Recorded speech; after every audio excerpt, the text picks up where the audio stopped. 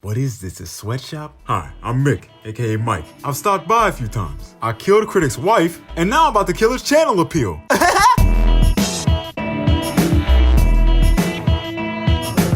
Just know he's serious about the child labor because he's not paying me at all. Critic recommended I take up the job of going over the Cars Toons shorts. Get it? Cause they're cars? I had a vague understanding of what they were, something to keep a semblance of relevance for the Cars movies amongst the Pixar audience, or any audience. But then I remembered what they really were. These were the shorts that used to put me to sleep. Yeah, they would just keep rerunning them late nights, like all the Boomerang bumpers. Me and my friends get no respect. What does Scooby do that? Except they were less catchy and more boring. After taking a look at them now, though, they're alright. Whoa! Mick, you can't say that on my channel. Sorry, instinct. I don't remember much of the Cars movies besides what people thought about the Cars movies, and what people thought about the Cars movies was that they were generally underwhelming. I haven't seen Cars 3, but I think it was received better than the others. Definitely better than Cars 2. I have Cars 2, but I just used it as a case for a copy of Batman Arkham Knight. I have no idea what the original is.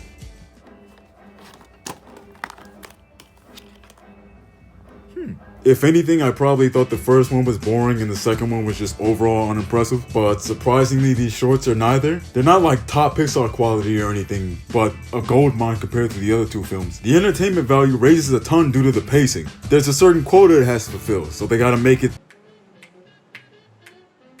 snappy. There are two segments to these shorts, Mater's Tall Tales and Tales from Radiator Springs, with the more notable one being Tall Tales. If I'm lying, I'm crying. Look at this cool ass. Each short is based around the Tall Tale formula. Mater and McQueen are doing whatever, I guess. Something comes up that reminds Mater of his past and he tells a tale, ranging from finding aliens to being a matador or an astronaut or a daredevil. Excuse me, pardon me, coming through. Good to see you. My bad. Hey, Ricky, how's the kid? Watch your hood. And more. Each of the shorts has its own story, taking up the spirit of each occupation. And that's the biggest appeal to me.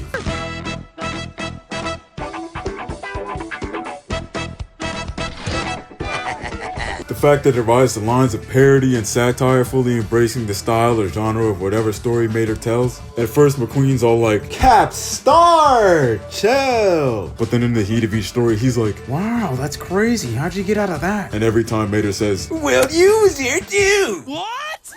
What?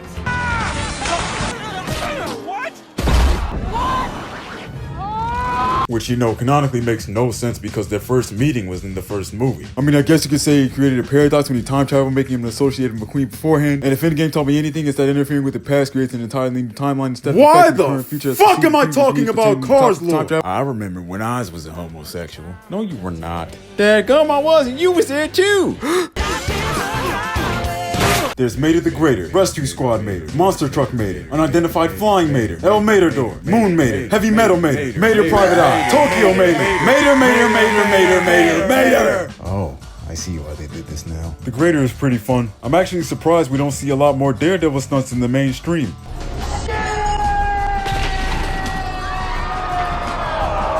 Rescue Squad is like a 70s cop show with its funk soul and smooth talking main character. That happens to be Mater. Oh yeah, I forgot. He got like groupies and shit. And the kicker is they used to be on McQueen's dick. And then the chick! Ka-chigga! Ka-chigga! Ka-chigga! Ka-chigga! Lightning McQueen, more like Lightning McCuck.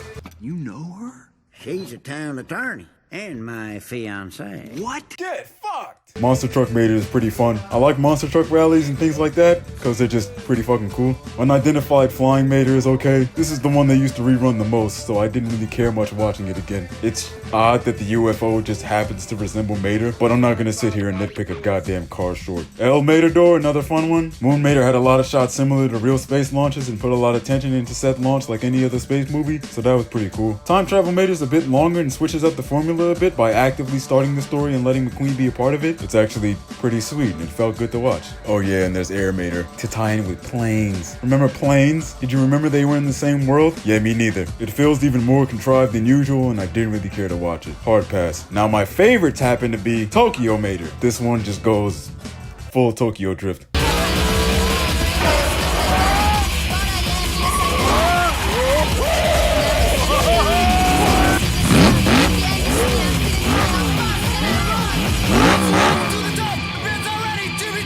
The animation really shines in this one, just because they're shorts they didn't skip out on presentation. I mean, of course, it's Pixar. They've only gotten better with time. But even in their shortcomings, the fact is they're still pioneers. They create a very fantasized version of it with everything constantly moving and being flashy.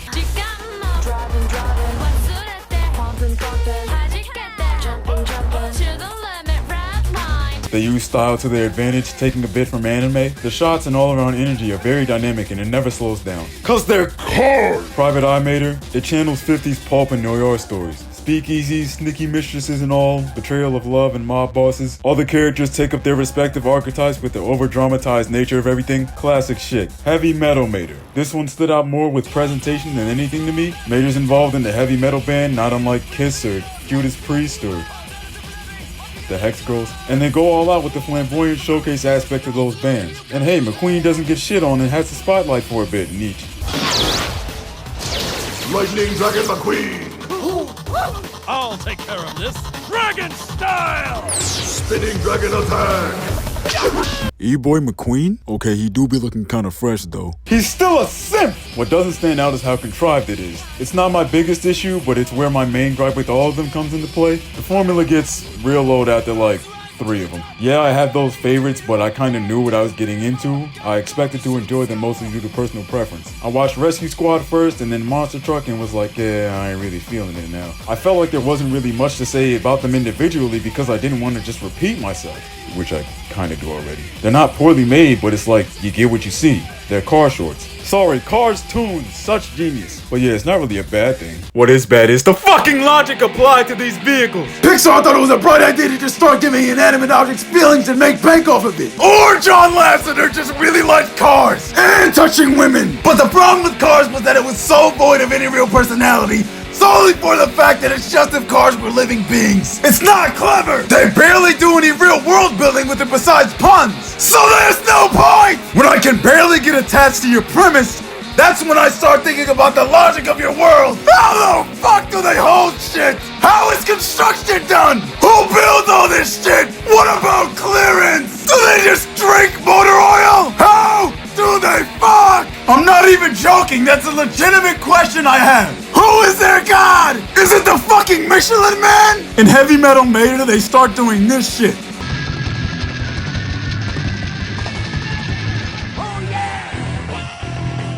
No! No! I barely let the fucking drums pass. But no! You need all of your fingers to work a guitar! Fingers! As in which a car definitively does not have! It's the same reason we berate animals! Because they don't have thumbs! But yeah, overall, I'd say if you want, go ahead and give some a watch. Critics said to give them a rating, so here you go, I guess. If you disagree with my Mater ratings, just know that you have no value to me as a human being whatsoever. My Mater opinions matter only. The Michelin gods wish you an oil-slick death, you feeble-minded heathens.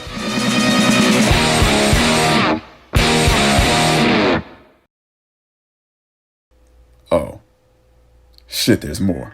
Man, what the fuck do I do now? I ended the video on a high note already. Whatever.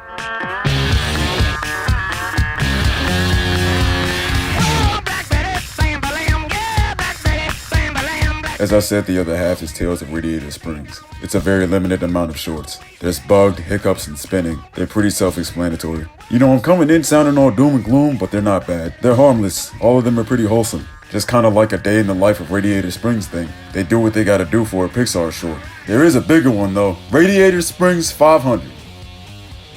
And a half. There's very few things I wanted to say, but I still want to say it. It's a lightning round, I guess. First off, throughout all these shorts, Lightning's voice isn't Owen Wilson. It's Keith Ferguson. He played Blue in Foster's Home for Imaginary Friends, but for this one, Wilson returns. For some reason. The plot of this one has the town celebrating Radiator Springs founder Stanley and planning to go on an expedition across the town. Some Baja racers pull up, put disrespect on Stanley's name, and challenge McQueen to an off-road race. Enough already! Let's go! This man just shit himself. The town continues its leisurely stroll while the racers literally get sidetracked. The animation here is Weird? It might be a slower frame rate? Movements are stiffer. It kind of reminds me of that one Jimmy Neutron car commercial. That thing is cursed. It's not bad at all though. I actually think it works in the favor of the races. The camera is placed on the car at times, making you a part of the action, which I'm usually a sucker for. I always find it cool when action scenes do that. The town stroll actually lets you take in the parts of the town that the movies have never went to, and they're pretty beautiful. Pretty beautiful? Pick one. Beautiful. Even the rougher places that the racers go through, giving you a good scale of their environments. The comedy does not hit. At all. A lot of it revolves around Mater, because that's obviously a staple. By this point, you'd probably assume I'd had enough of seeing his face, hearing his voice. I've never said Mater so many times in my life, so more of him wasn't that great. Am I done now? I think I'm done. Thanks, critic. Sorry about your wife.